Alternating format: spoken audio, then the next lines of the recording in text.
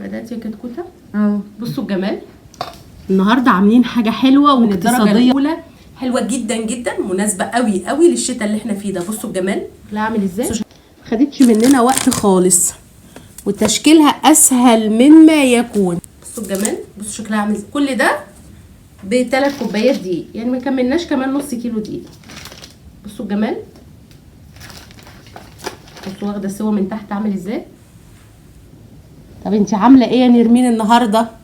هقول لكم النهارده انا عامله يعني حولتها من حاجه طبيعيه كلنا بنعملها لحاجه حلوه بالمنظر ده، ب3 كوبايات دي بس. تعالوا مع بعض نشوف ايه دي وبعدين نفتحها مع بعض، يلا بينا. بصي بقى الست الكل يا قمر، اول حاجه هنجيب طبق هنحط فيه نص كوبايه دقيق او اي ماده سايله تحبيها، عصير، بيبسي، 7، ميه، والسكر على حسب الرغبه. انا شخصيا حطيت 3 معالق من السكر، تقدري طبعا تقللي او تزودي براحتك. العجينه دي مسكره، فطبعا كل واحد على حسب السكر، بس بما ان الحاجه غاليه بنرشد نفسنا شويه في الحاجه، يعني ممكن كفايه 3 معالق سكر. هندوب السكر كويس قوي في اللبن، يعني ندوبه لحد ما نتاكد تماما انه داب. هننزل بميكس ما بين الزيت والسمنه، نص معلقه من السمنه عليها معلقتين او 3 معالق زيت، حابه تحطيهم زيت بس ماشي، حابه تحطيهم سمنه بس ماشي، حابه تعملي ميكس زي مفيش مشكله. هنقلبهم كويس، كل حاجه بنحطها بنقلبهم كويس. هنكسر عليهم حبيتين بيض بدرجه حراره الغرفه، يعني ايه نرمين؟ يعني ما يكونش جاي من التلاجة، يكون في المطبخ. ونقدر نستكفى ببيضه واحده بس ونشيل التانية، يعني تقدري تحطي 2 وتقدري تحطي واحده، الواحده مش هتغير من الوصفه اي حاجه خالص. وهنكسر هنحط عليها ظرف كامل من الفانيليا البودر او السايله المتوفر عندك. وبرده هنقلبهم كويس جدا، زي ما بقولك الماده السايله اللي هي اللبن اللي انا حطيته، تقدري تحطيه ميه، تقدري تحطيه عصير، اي ماده سايله حابه تحطيها ان شاء الله يا رب ميه. بعد كده احنا في الوصفه بتاعتنا دي هنستخدم 2.5 كوبايات من الدقيق، لكن انا شخصيا هنزل بمقدار صغير واحده واحده. حطيت كوبايه دقيق وفتحت عليها ظرف كامل من البيكنج باودر، وهقلبهم زي ما انتم شايفين كده لسه سايل. هقوم نازله بالكوبايه التانية، يعني الزيت هننزل اسفه الدقيق هننزل بالتدريج واحده واحده. يعني انا بقول كوبايه مثلا 3 كوبايات، ممكن انت المواد السائله اللي انت حطيتيها دي تلم معاكي مثلا في كوبايتين دقيق، ممكن تلم معاكي في 3 كوبايات ونص، على حسب كل دقيق والتاني. في دقيق بيشرب السوائل بسرعه جدا، وفي دقيق بيمتص السوائل بطيء جدا، فعلى حسب نوع الدقيق. فاحنا الهيصه دي كلها كلفتني 2.5 كوبايات من الدقيق، يعني ما كملناش نص كيلو دقيق اهو. طبعا لما نيجي نعمل حاجه لاول مره هنعملها بنستخدم مقدار صغير، حتى لو الوصفه عجبتك استخدمي مقدار صغير جدا، احنا عارفين الخامات غاليه قوي قوي قوي، فنستخدم مقدار صغير.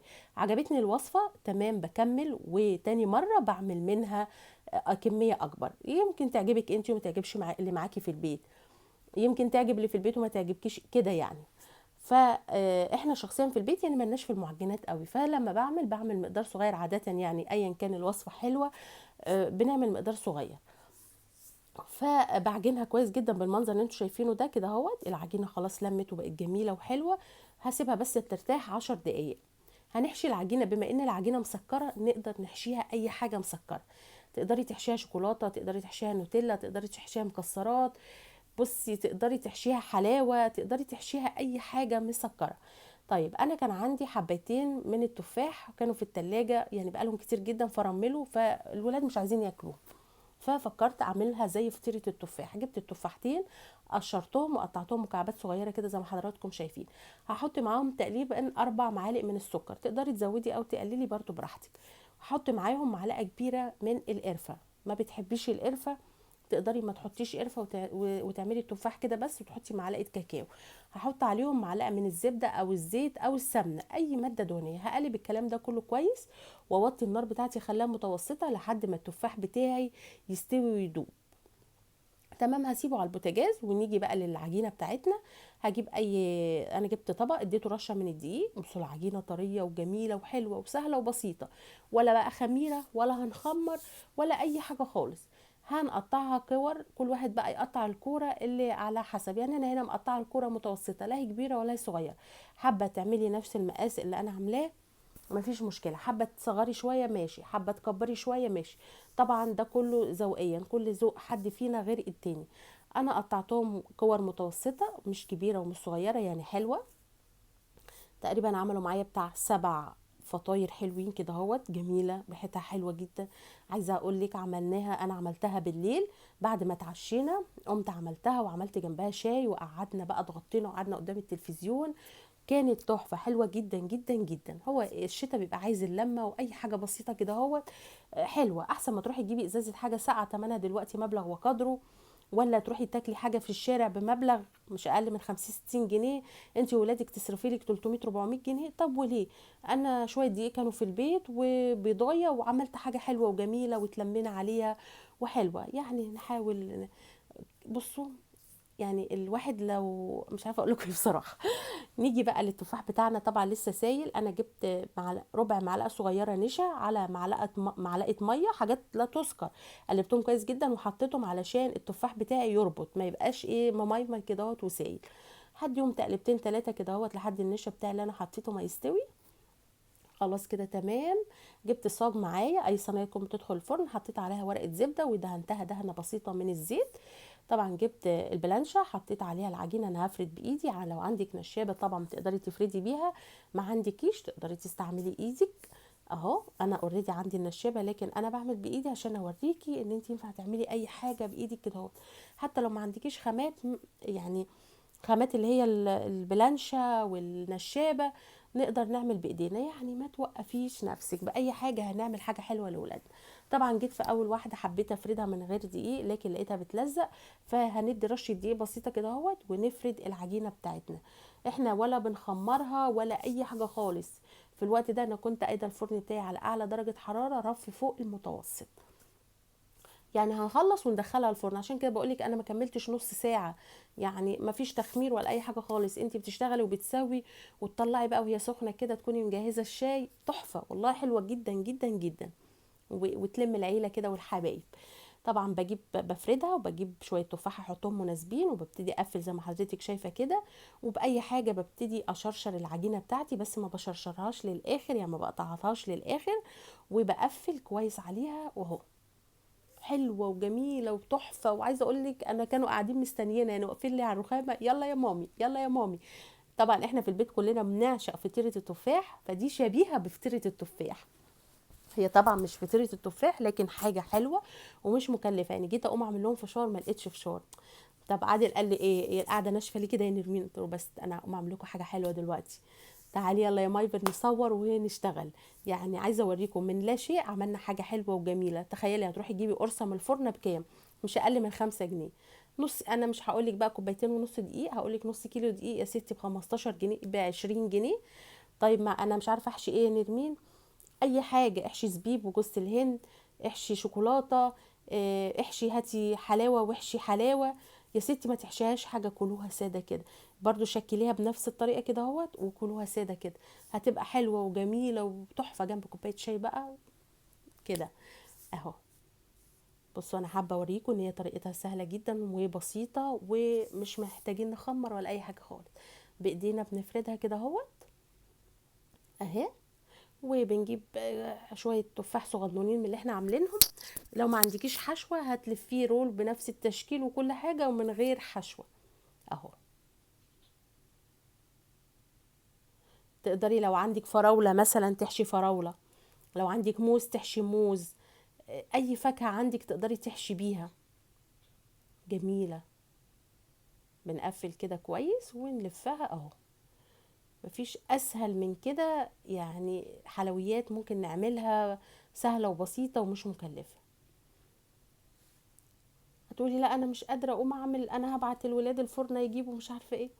حافظي على صحتك وصحه ولادك. يعني اكل الشارع مش حاجه واو يعني.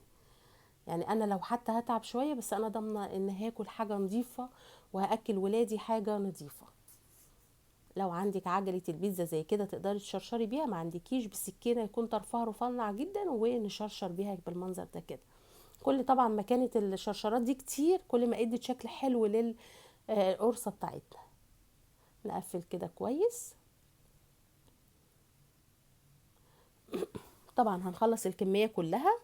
انا وانا بعمل فطيره التفاح كان في بقايا زي ما حضرتك شايفه كده سمنه في الارضيه، فخدتها بالفرشه وقعدت ادهن بيها. طبعا لو ما فيش زي كده عندك، هتجيبي مثلا حته سمنه تسيحيها وتدهني بيها. لو انت بقى من الناس اللي بتحب دهن البيض في المعجنات، هتجيبي بيضه وتحطي عليها سنه فانيليا سنه لبن، تقلبيهم كويس جدا وتدهني المعجنات بتاعتك. لكن انا مش بحب البيض نهائي في المعجنات، فيا ادهن لبن بنقطه عسل ابيض، يا اما دهنت السمنه اللي كانت فايضه دي، يعني قلت خساره فدهنت بيها. لكن لو بتحبوا دهن البيض في المعجنات ادوها بيض ودهنوا. بس كده. بس ادهني السمنه يعني بذمه كده، عشان هي دي اللي هتحمر لنا الوش وتديله اللون الاحمر الحلو. خلصناها هندخلها الفرن حد اقصى، يعني هتقعد لها ممكن نص ساعه وهيبقى كتير عليها، بس هنقول نص ساعه. وخرجت بالشكل القمر، ريحتها خطيره، مخليه البيت ريحته حلوه جدا جدا جدا. بنات يا مامي الله، يلا يا مامي، يلا يا مامي، يعني عايزه اقول لك وجونير بتحب الحاجه سخنه خدتها، الله جميله.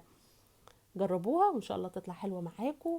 ويا رب وصفه النهارده تكون عجبتكم. بحاول الى حد ما اعمل لكم وصفات تكون مش مكلفه في ظل الغلاء اللي احنا فيه ده. ربنا يعين كل واحد على حاله يا رب. جربوا الوصفه وان شاء الله هتعجبكم. اذا عجبتكم اعملوا شير كتير، خلوا الكل يستفاد وخلوا الناس تلاقي وصفات اقتصاديه تعملها. واشوفكم في اكله جديده من بيت زي ما حضراتكم شفتم طريقه، انا بصراحه مش عارفه اسميها ايه، هي حاجه حلوه من الدرجه الاولى وسهله وبسيطه. وانت مش بتعرفي تعملي معجنات بالطريقه دي، ان شاء الله المعجنات هتطلع معاكي ناجحه جدا. بس في الاول جربي في مقدار صغير زي ما احنا عاملين كده، واذا عجبتكم اعملي بقى. بصوا تعالوا بقى نفتحها مع بعض. سواها من تحت واخده سوا تحفه. بصوا جمال، ريحتها خطيره، يا نهار ابيض ريحتها تحفه. بصوا العجينه عامله ازاي، تحفه حلوه جدا.